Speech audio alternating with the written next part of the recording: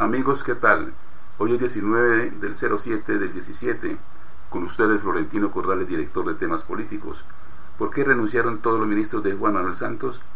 En un acto protocolario, todos los ministros del presidente Juan Manuel Santos presentaron renuncia a sus cargos en la mañana del miércoles 19 de julio. La Casa de Nariño hizo saber que los miembros del gabinete, incluyendo jefes de departamentos administrativos e institutos descentralizados, dejaron a Santos en libertad para reestructurar su equipo. La razón de su dimisión es que el presidente pueda organizar mejor su equipo de gobierno para el último año de su mandato. Santos, quien presidió un consejo de ministros desde las 7 de la mañana, recibió la comunicación de sus colaboradores, pero no ha decidido quién se irá y quién se quedará. Además de protocolario, el presidente tiene otras razones para provocar esta dimisión masiva de su gabinete. La primera es que en efecto intentará mejorar su equipo para preparar su último año de mandato, un periodo que tradicionalmente es el más crítico por la pérdida de gobernabilidad y de favorabilidad en la opinión. Santos está obligado a mejorar la gobernabilidad y una de las posibilidades es que su nuevo gabinete refleje más la realidad de los partidos y sectores políticos que respaldan su obra de gobierno. Las mayorías del gobierno y en el Congreso tienden a ser cada día más críticas y el ajuste en el gabinete podría ser uno de los factores de recomponer esa correlación de fuerzas. Uno de los mayores retos que Santos tiene en el año de gobierno que le queda es implementar el proceso de paz en el gobierno, en el Congreso, y allí tiene dificultades. Sus mayorías son cada vez más exiguas y esta podría ser una herramienta para mejorar el compromiso de los partidos con la paz. También debe consultar la realidad de un año preelectoral, donde algunos de los que han sido sus aliados comienzan a tomar distancia para plantearse como alternativa de poder.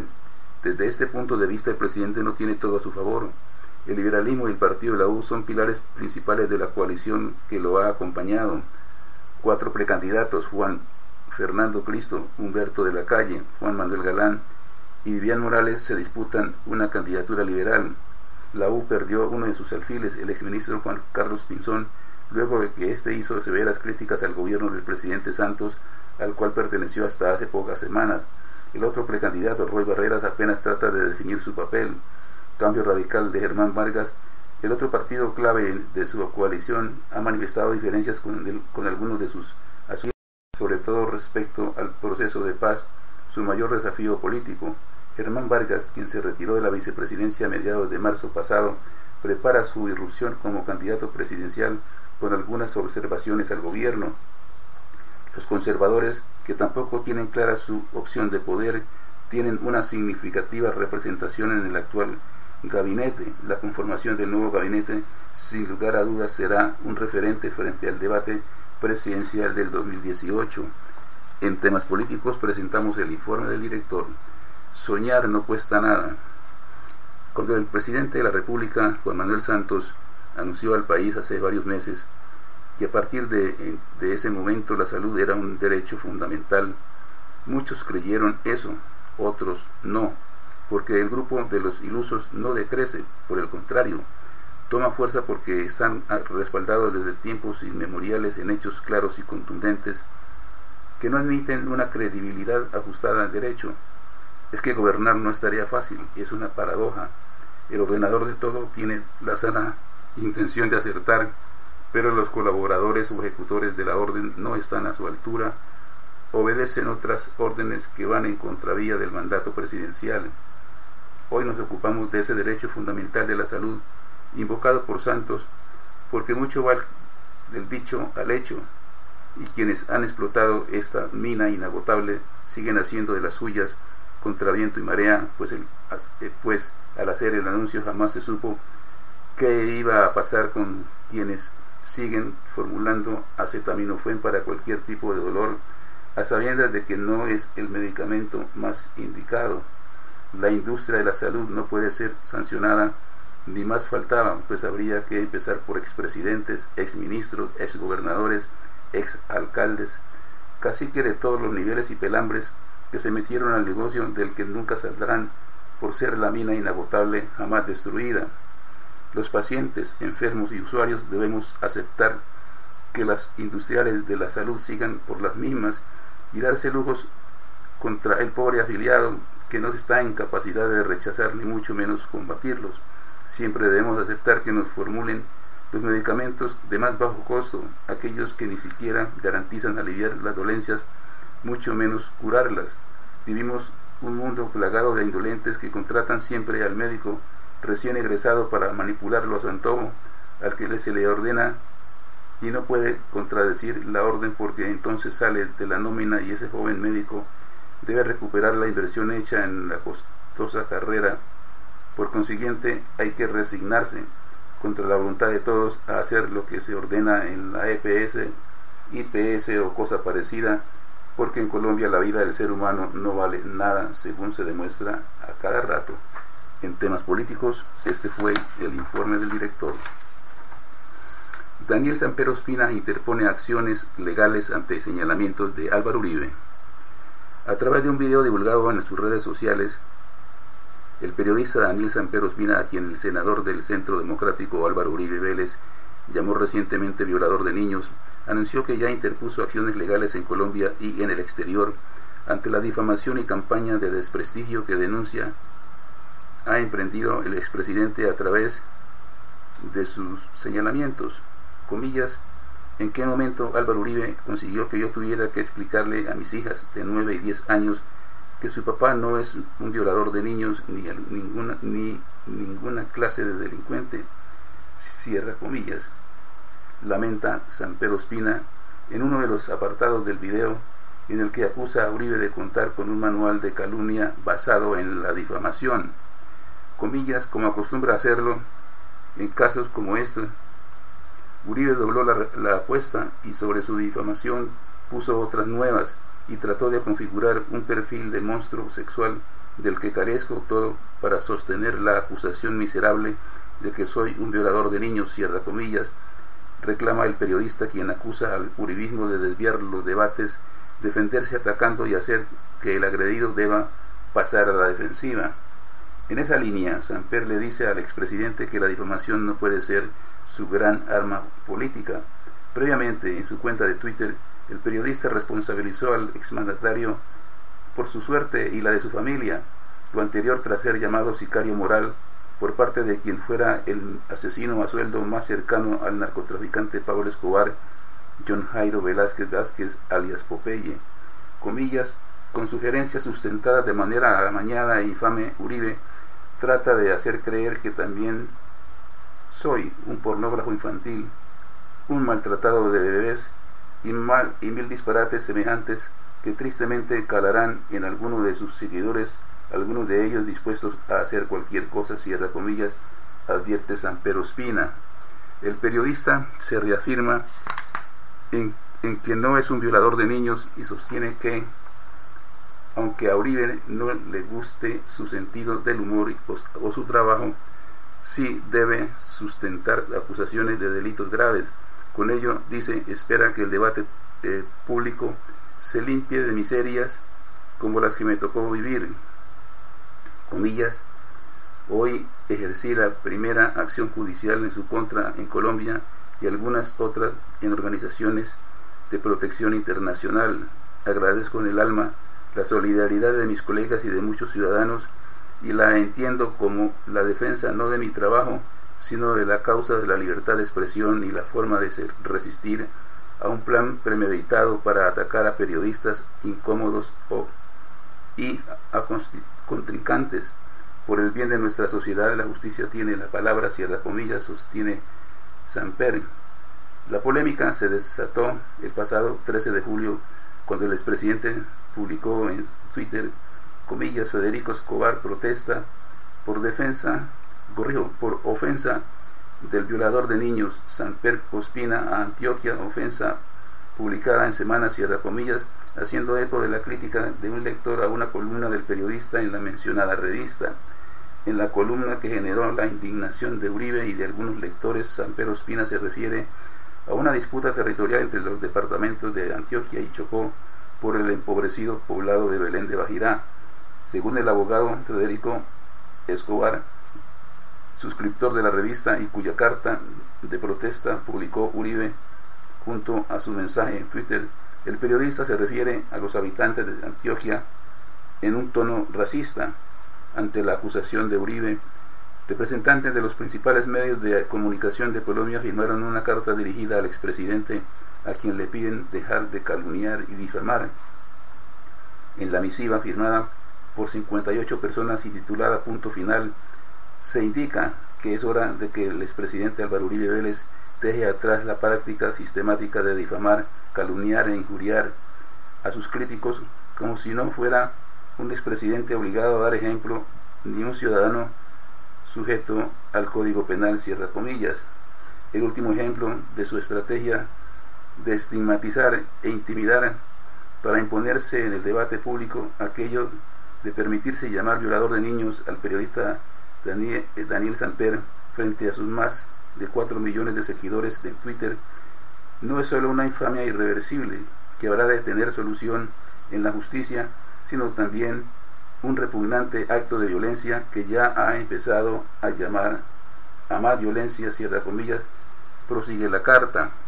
Los comunicadores colombianos demostraron su apoyo a Samper y en la carta finalizan afirmando que corresponde a la ciudadanía el siguiente paso: dar ejemplo, exigir sin miedo, con la ley de su lado, el fin de la calumnia como estrategia, solidarizarse con el calumniado más allá de las contingencias de la política, decirle al calumniador que ha llegado la hora de que se detenga, cierra comillas. El expresidente se ha defendido y dice que el periodista lo ha difamado y ha atacado la honra de sus copartidarios y de los antioqueños en sus columnas. Comillas, el ataque a mi familia, compañeros y a mi persona, su referencia a Antioquia y respeto a una niña de 3 meses y a su familia, pornografía con menores, violación de los derechos de la mujer, burla de los defectos físicos de las personas, libertad de prensa, sátira y humor, solidaridad para tapar y sometimiento, mi gobierno y la prensa, cierra comillas. En el escrito de hoy, el hoy senador antioqueño relacionó esta columna con otra del comunicador que dedicó a la convención del Centro Democrático. En dicho escrito, Samper hace ironías sobre el nombre de la senadora Paloma Valencia, o el sobrenombre que le puso la senadora Paloma Valencia a su hija. El referido periodista maltrató a una niña de 3 meses de nacida, hizo asociación pública de su nombre con drogas ilícitas y atentó contra la honra de su madre y de su familia, cierra comillas, añadió Uribe. Entre los argumentos del expresidente para acusarlas de acciones delictivas a Daniel Samper está su trabajo como director de la revista Soho. Comillas, el periodista, que era director, hizo publicaciones pornográficas con menores, en unos casos para atacar a un sacerdote y en otros con fotografías en desnudo de mujeres menores de 18 años. Además se conocen sus referencias obscenas, estigmatizantes, irrespetuosas e indecorosas a mujeres que utilizaba como modelos, cierra comillas. Expresó, comillas, esta no es la respuesta, cierra comillas, dice Gustavo Dudamel, quien le pide a Maduro suspender constituyente. El director de la Orquesta Sinfónica Simón Bolívar de Venezuela califica como inconstitucional el mecanismo y advierte que por esa vía se exacerbará el conflicto existente y las tensiones sociales. Comillas, mi país está viviendo tiempos oscuros y complicados, siguiendo un camino peligroso que puede llevarnos inevitablemente a la traición de nuestras más profundas tradiciones nacionales, cierra comillas.